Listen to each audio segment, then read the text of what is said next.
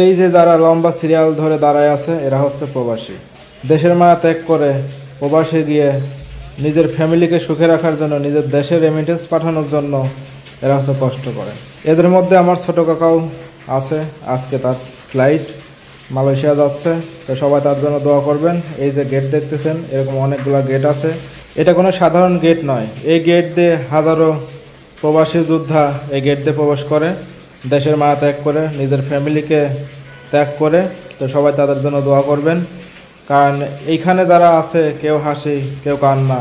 আসলে এয়ারপোর্টে আসলেই বোঝা যায় যে আসলে মানুষের হাসি কান্না একই জায়গাতে, কেউ হাসছে কেউ কাঁদছে, এটাই বাস্তব। তো কাকা ভিতরে চলে গেছে, চেকিং চলতেছে। তো সবাই দোয়া করবেন তার ফ্লাইট আজকে, সেজন্য ভালো মতো দেশে পৌঁছায়, কাজ বাজ করতে পারে, দেশের জন্য কিছু করতে পারে, দেশের রেমিটেন্স পাঠাইতে পারে। তো এরকম হাজারো হাজারো প্রবাসী আছে, সবার জন্য দোয়া থাকবে। তো সবাই ভালো থাকবেন। আল্লাহ হাফেজ।